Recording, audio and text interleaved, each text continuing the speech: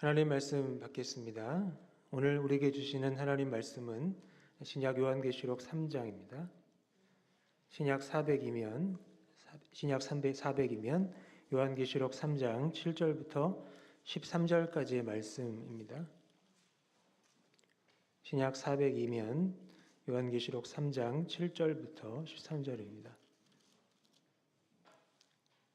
한 절씩 교독하시겠습니다. 빌라델비아 교회 사자에게 편지하라.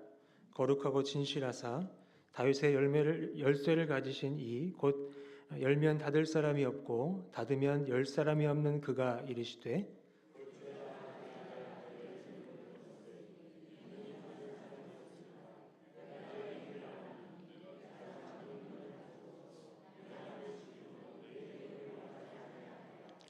보라, 사단의 회당 곧 자칭 유대인이라 하나 그렇지 아니하고 거짓말하는 자들 중에서 며칠 내게 주어 그들로 와서 내 발 앞에 절하게 하고 내가 너를 사랑하는 줄을 알게 하리라.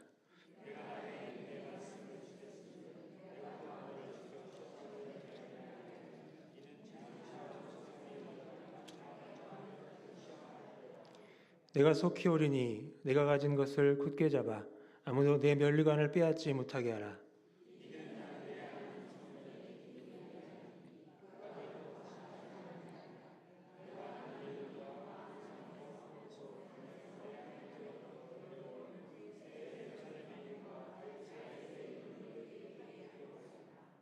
함께요. 귀 있는 자는 성령의 교회들에게 하시는 말씀을 들을지어다. 아멘. 작아도 괜찮습니다. 이렇게 인사하겠습니다.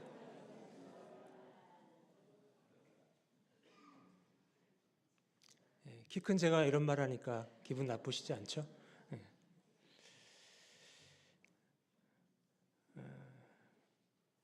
우리는 끊임없이 더 크고 더 높은 것을 추구하는 세상에 살고 있습니다.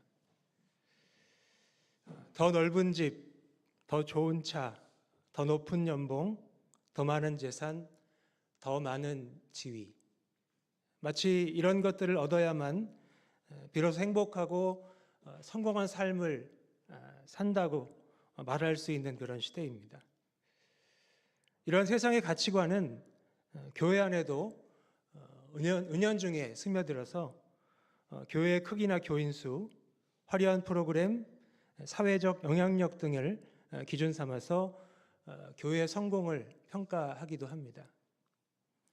그러나 오늘 우리가 함께 나눌 요한계시록 3장 7절부터 13절까지의 말씀은 세상의 잣대와는 전혀 다른 하나님 나라의 가치를 보여주고 있습니다.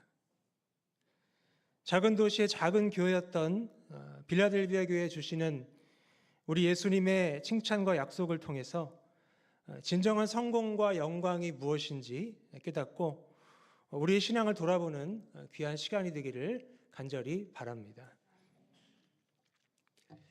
얼마 전 뉴스에서 작은 시골 마을의 제과점 이야기를 접했습니다. 특별한 기술이나 화려한 인테리어 없이 40년 동안 묵묵히 정직하게 빵을 만들어 온 곳이었습니다. 주인 할머니는 매일 새벽 4시면 어김없이 일어나서 신선한 재료로 정성껏 빵을 굽고 남은 빵은 주변의 어려운 이웃들에게 나눠 주셨다고 합니다. 처음에는 평범한 동네 빵집이었지만 할머니의 진심과 정성이 사람들의 마음을 움직였고 결국 전국 각지에서 손님들이 찾아오는 명소가 되었다고 합니다. 겉으로 보기에는 작고 보잘것없어 보였지만 변함없는 정직함과 섬김의 삶이 사람들에게 감동을 주고 결국 큰 열매를 맺게 한 것입니다. 이 이야기는 오늘 본문의 빌라델비아 교회를 떠올리게 합니다. 외적으로는 작고 연약했지만 주님의 말씀을 굳게 지키며 충성했던 빌라델비아 교회. 세상의 눈에는 작고 미약해 보였을지라도 주님께서는 그들의 충성됨을 귀하게 보셨습니다. 우리도 세상의 시선에 흔들리지 않고 이 빌라델비아 교회처럼 우리에게 주어진 비록 작은 능력이지만 이 능력으로 주님께 영광 돌리는 삶을 살기를 소망합니다. 하나님께서는 우리의 외적인 모습이나 능력이 아니라 우리의 중심과 태도를 보신다는 것 꼭 기억하시기를 바랍니다. 진정한 가치는 세상적인 성공이나 업적이 아니라 주님을 향한 믿음과 순종 그리고 섬김에 있습니다. 요한계시록에 등장하는 7교회 중 하나인 이 빌라델비아 교회는 서머나 교회와 더불어 책망 없이 오직 칭찬만 받은 교회입니다. 근데 놀라운 것은 이 빌라델비아 교회가 작은 능력을 가진 교회였다는 사실입니다. 분명히 나와 있습니다. 작은 능력을 가진 교회였습니다. 당시 빌라델비아는 이 소아시아의 작은 도시였어요. 주변의 사대나 이 버가모 같은 큰 도시에 비하면 변방의 아주 작은 마을에 불과했습니다. 당연히 교회의 규모도 작았을 것이고 교인의 수도 많지 않았을 것이며 사회적인 영향력 또한 굉장히 미미했을 것입니다. 근데 그런 빌라델비아 교회를 주님이 칭찬하셨어요. 이 작고 연약한 교회를 향해서 이렇게 칭찬하십니다. 8절 하반절 보시면요. 내가 내 행위를 아노니 내가 작은 능력을 가지고서도 내 말을 지키며 내 이름을 배반하지 아니하였도다. 아멘. 여기서 작은 능력이라는 표현은 단순히 물리적인 규모나 힘이 부족하다는 뜻만은 아닙니다. 당시 이 빌라델비아 교회는 여러 가지 어려움과 핍박에 직면해 있었는데 이 9절에 언급된 사탄의 회당이 문제였습니다. 이 거짓된 유대인들의 핍박과 비방 속에서 이 빌라델비아 교인들이 신앙을 지키는 게 결코 쉬운 일이 아니었을 겁니다. 그러나 빌라델비아 교회는 이러한 어려움 속에서도 믿음을 굳게 지키고 주님의 말씀을 순종했죠. 그들이 작은 능력은 오히려 주님의 은혜를 더욱 빛나게 하는 배경이 되었다고 말할 수 있습니다. 여기서 우리는 중요한 영적 교훈을 얻게 됩니다. 하나님 나라에서는 세상의 기준과 달리 외적인 크기나 능력이 중요한 것이 아닙니다. 중요한 것은 뭐냐? 주님께서 우리에게 맡겨주신 일을 얼마나 충성되게 잘 감당하느냐입니다. 물론 많이 있으면 좋죠. 많이 가지면 좋죠. 그래도 부족하더라도 없더라도 그 가진 것으로 충성하면 잘 감당하면 되는 거예요. 우리 주님이 원하시는 게 바로 그겁니다. 우리에게 주어진 능력이 작고 보잘것없어 보일지라도 그것을 가지고 최선을 다해 주님의 말씀을 지키고 그분의 이름을 굳게 붙잡을 때 주님께서는 우리의 작은 행위를 귀하게 보시고 크게 사용하실 것입니다.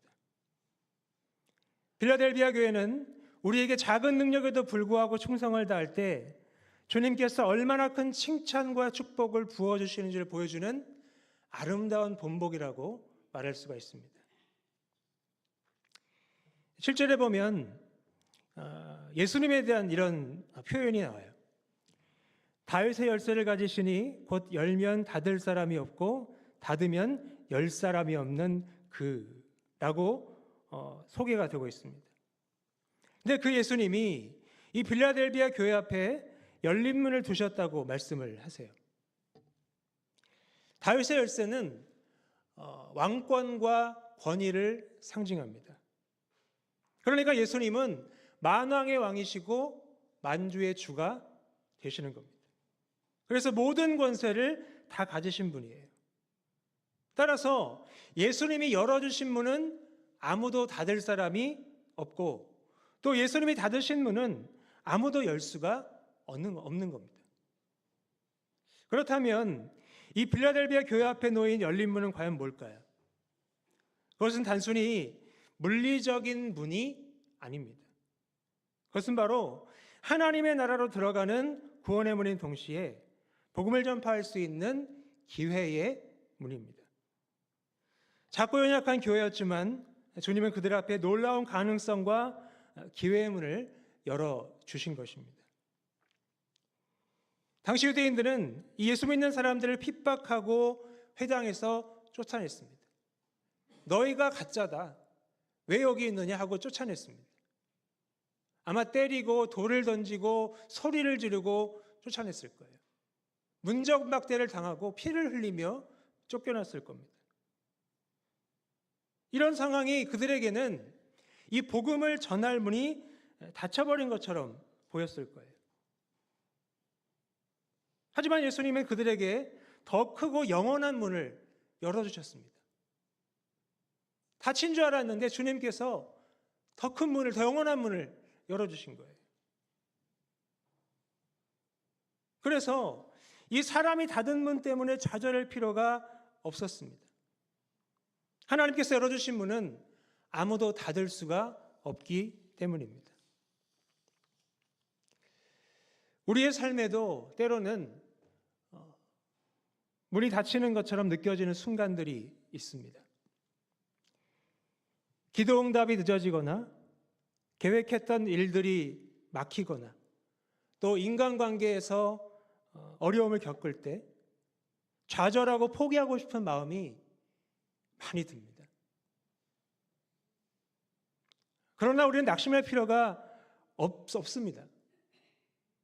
주님이 우리 앞에 새로운 문을 열어주실 것을 믿고 계속 기도하면서 나아가야 되는 거예요. 빌라델비아 교회처럼 우리도 주님이 열어주시는 문을 통해 놀라운 기회를 얻고 하나님의 영광을 드러내는 삶을 살 수 있습니다. 계속 말씀드리지만 빌라델비아 교회는 환난과 핍박 가운데 있었습니다. 이 사탄의 회당, 즉 자칭 유대인이라 하지만 실상은 거짓된 자들이 그들을 핍박하고 비방했는데 이 사람들은 참된 믿음이 없었습니다. 형식적인 종교 생활에만 몰두하면서 오히려 진실한 믿음을 가진 사람들을 핍박했어요. 이러한 상황 속에서 이 빌라델비아 교회는 믿음을 지키기 위해 끊임없이 노력해야만 했습니다. 그러자 예수님이 그들에게 놀라운 약속을 주시죠. 9절 함께 보겠습니다. 시작. 보라, 사탄의 회당 곧 자칭 유대인이라 하나 그렇지 않고 거짓말하는 자들 중에서 며칠 내게 주어 그들로 와서 내 발 앞에 절하게 하고 내가 너를 사랑하는 줄을 알게 하리라. 한마디로 말하면 예수님이 그들을 끌고 와서 내 발 앞에 무릎 꿇리신다는 거예요. 굴복하게 하신다는 거예요. 그래서 우리를 향한 사랑이 얼마나 큰지를 증명해 내시겠다는 겁니다. 근데 이것은 단순한 복수의 약속이 아니에요.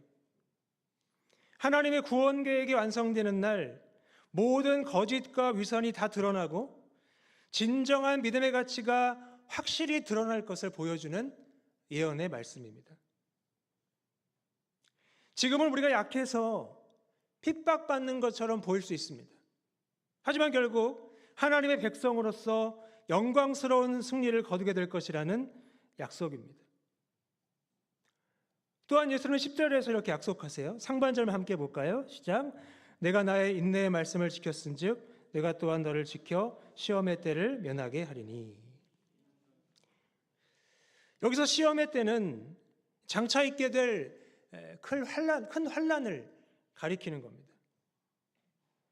이 약속은 모든 어려움과 시험에서 완전히 벗어나게 된다는 그런 의미가 아닙니다. 그건 어떤 의미냐? 다가올 환난의 때를 견뎌낼 수 있는 힘과 은혜를 주시겠다는 약속이에요. 우리 주님께서는 우리를 시험에 버려두지 않으십니다. 그리고 시험을 통해서 더욱 성숙하고 강하게 하시며 최종적인 승리로 이끄실 것입니다. 우리의 삶에도 시련과 고난의 시간이 찾아와요.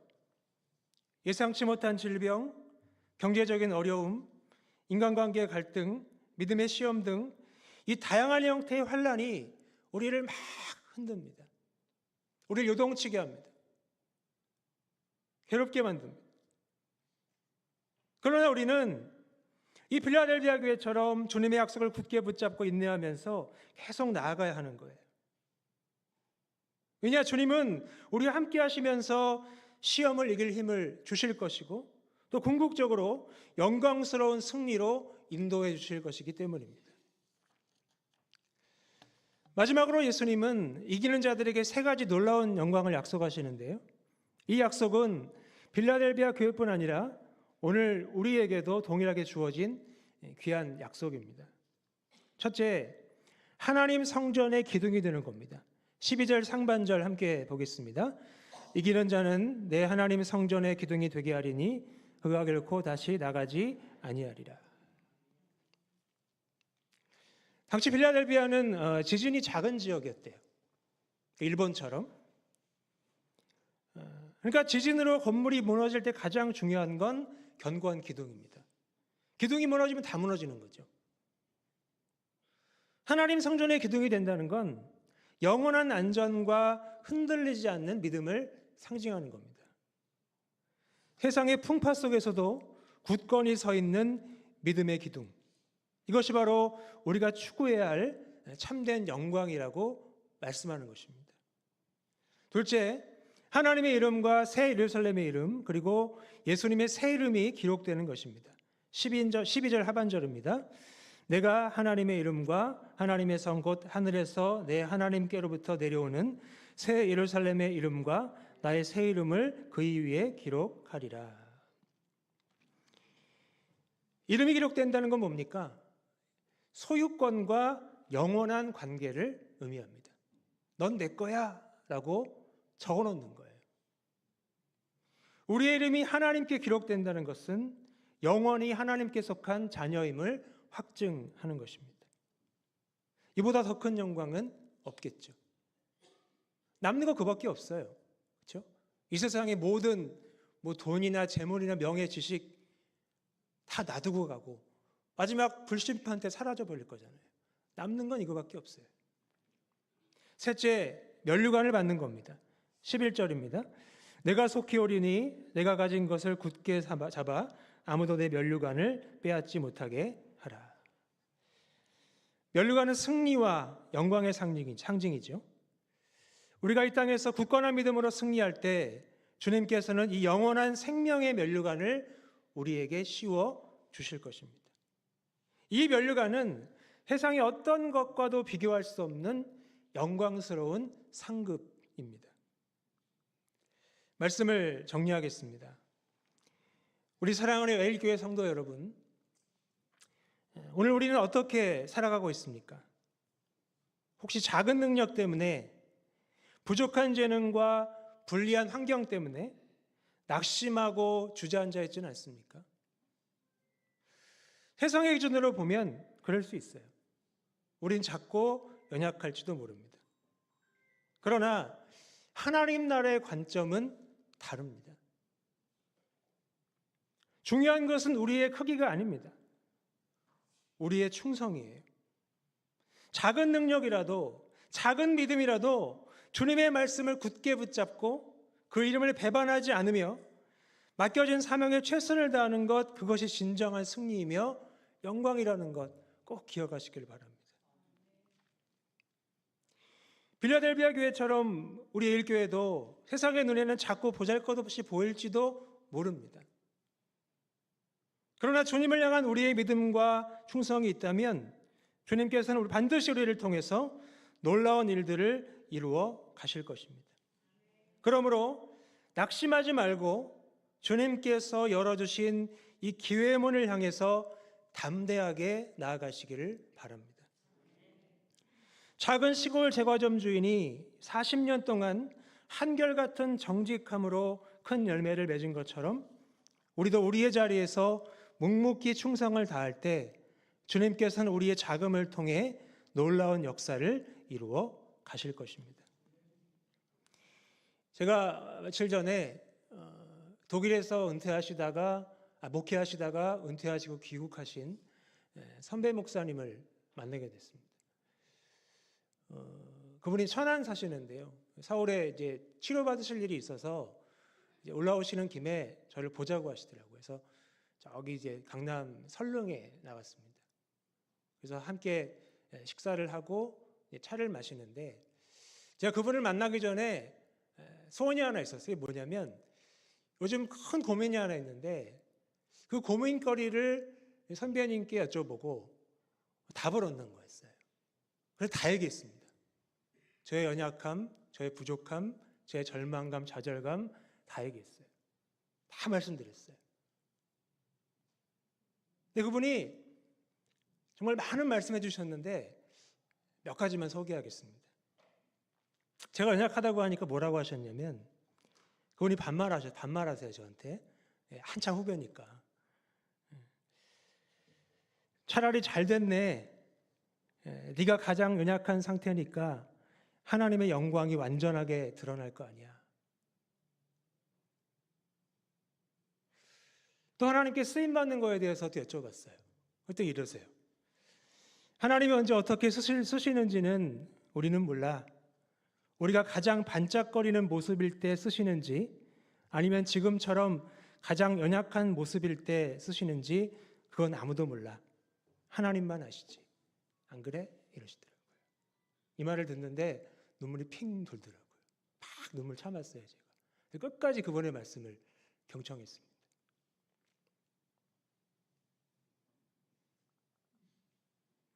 그러니까 작아도 괜찮습니다. 작은 능력도 영광스러울 수 있습니다. 믿으십니까? 우리 마지막으로 11절 함께 다시 한번 읽겠습니다. 시작. 보라, 내가 가진 것을 굳게 잡아 아무도 내 면류관을 빼앗지 못하게 하라. 아멘. 여러분 이 말씀을 마음에 깊이 새기시기를 바랍니다. 그래서 주님 다시 오시는 날까지 맡겨진 사명을 잘 감당해서 영광의 면류관을 받는 충성된 모든 분들이 되시기를 주님의 이름으로 축복합니다.